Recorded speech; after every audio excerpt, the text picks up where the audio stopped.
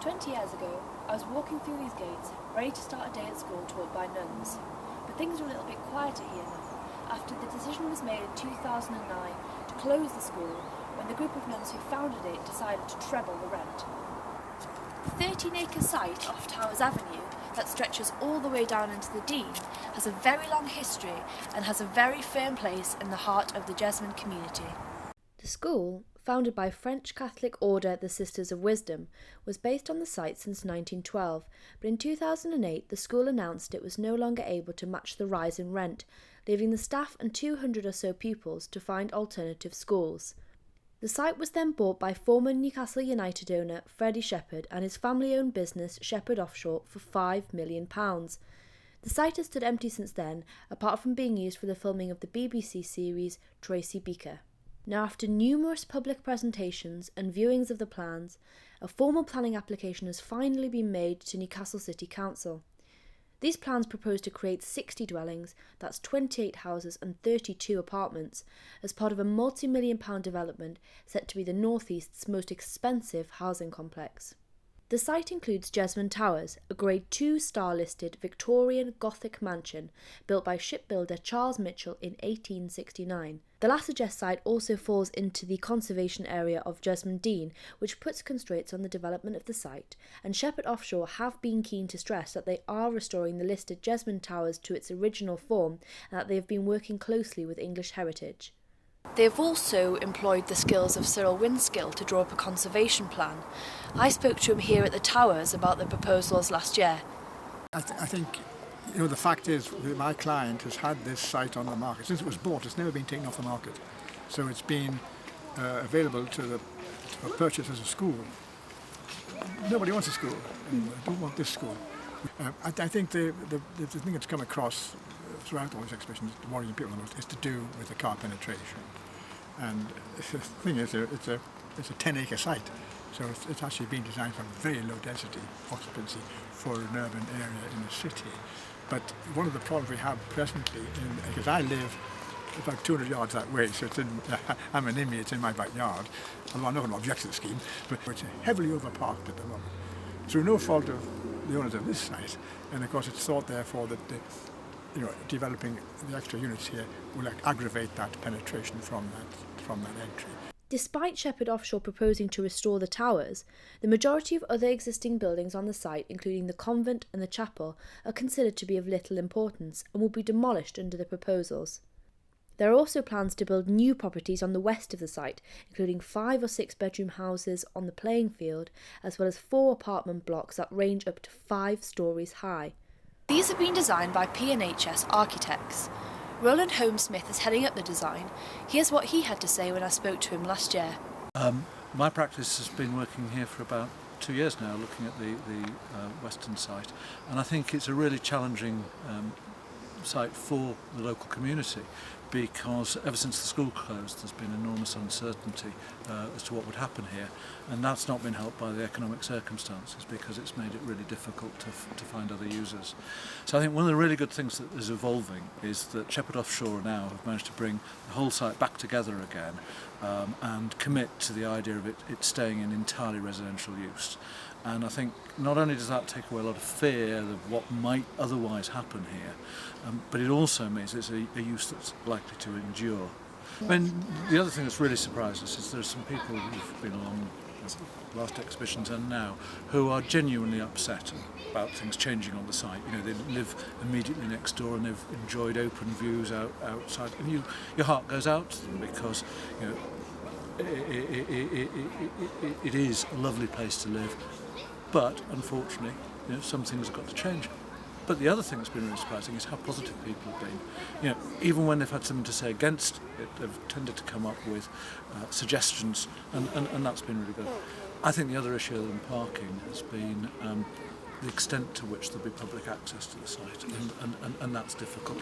Clearly, the towers itself, the gardens, are likely to be private, associated with the apartments, but I think there's still a debate to continue about the western part of the site as to whether there'll be a way through it for people. The plans have been undoubtedly contentious. On the council website there have been 24 statements of support and 88 objections across the 3 separate planning applications. Just flicking through some of these objections on the council website, the main issues that appear centre around traffic, road safety and access to the site, as well as the high density of buildings, parking and the felling of trees. Many are simply asking, why do they need to build on one of the only green spaces left in Jesmond? I went down to a public meeting attended by councillors, planning officials and residents to hear people's views on the development. I would be very keen to see good quality development on the site. That would be absolutely fine. What I think we've got is a big developer trying to extract as much money from the site as possible. I think they get roughly a 30 million sales returns from the houses. That's their own sort of calculations that's in here. It's public knowledge they paid £5 million for the site, so they will make a lot of money there. And I think it's the manner in which this has been done which upsets me greatly. I think if you read some of the documents, then they've been criticised by the North of England Civic Trust, I think, and other architectural bodies for the poor quality of design of the new buildings, particularly the big block of 16 flats and the chapel replacement there. And they need to. They can't have their cake and eat it. They can't say these buildings have no architectural merit and knock them down, and then produce them with something which is even worse, basically. As far as I'm concerned, the site is being overdeveloped, and there were certain things when I came to the meeting, the initial meeting in 2008, they said, the councillors, the planners said they were going to do certain things, or certain things wouldn't happen. Now it's all changed, and you feel as if what they said at that previous meeting didn't count for anything. I'm Rex Winter. I'm the chairman of the newly formed Jesmond Action Group. The group has been formed specifically to facilitate and coordinate objections to the Shepherd Offshore planning application concerning La Sagesse School.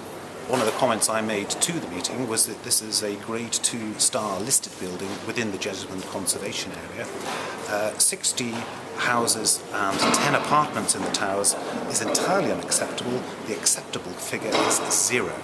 The ideal solution would be that if the Jesmond Towers application was more warmly accepted by the council than the rest of the application, which I suspect it will be, although there is still opposition to that in itself, that the land to the west, which is currently where the application is for 60 houses and apartments, would be given over either to the purchasers of those apartments or given to the community by Shepherd Offshore Limited.